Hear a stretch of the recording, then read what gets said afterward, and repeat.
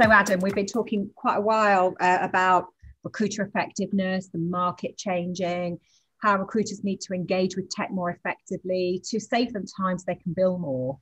And one of the things that keeps coming up is data being the new oil and stuff like that. And there's a great stat around that by 2025, if not right now, B2B sales will be extremely reliant on data in order to sell. So rather than just their feelings and their experience, they're going to be looking at data to get people over the line or data to make decisions about what they're going to buy.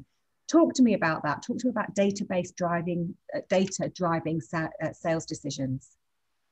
Yeah, I think it's a very hot topic because I think really the very best recruiters offer a candidate or a client a service that really sets them apart from the competition. They're the recruiters that really stand out.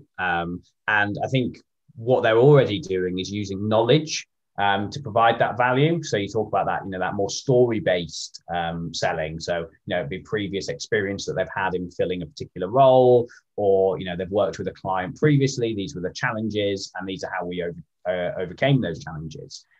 So I think recruiters are really set up to be able to do this because it's, they're already doing the first part of it. But what they're then going to be able to do is actually add data to that conversation that just makes it a bit more black and white. It really helps show that. I think there's sort of two angles that they can take from it is one, using market intelligence to actually build credibility. So, making sure that they can really separate that from other people that they're competing with. So whether that be, things like salary data that they've got, so they understand, what the best salaries should be in the particular market, or, skills that are hot or skills that are on the decline, actually having data around that market intelligence and building credibility.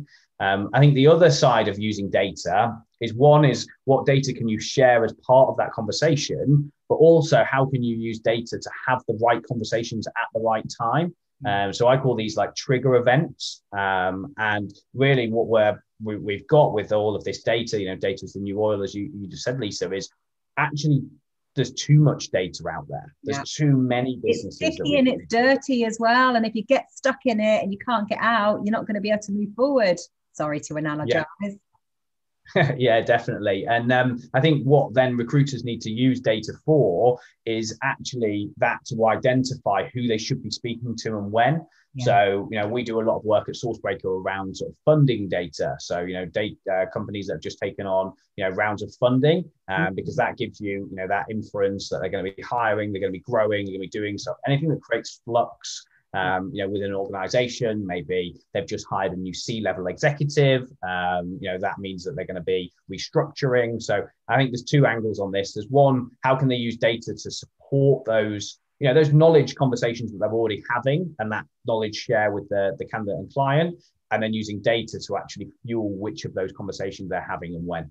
Absolutely. And it's that generating that warm call and making sure that there's something that you said there that really kind of got my brain working. It's, never before has it become more important.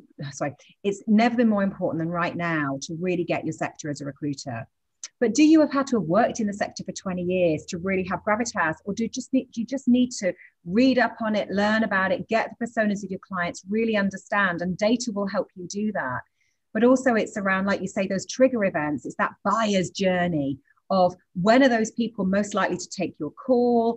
More importantly, what do you need to say to them to trigger their brains so that they're more likely to engage with you, because they're looking for data to make decisions about you when you're trying to sell to them, and the candidate's the same. And let's not forget that lovely colleague, the 3 C's, that right now a lot of recruiters are looking to hire the best staff, and not necessarily the ones that bill the most, but the ones that can drive processes as effectively as possible. We may even be as rude to call these people average, but actually great relationship builders, people that can take data and make money from it. That for me is where the future of the market is.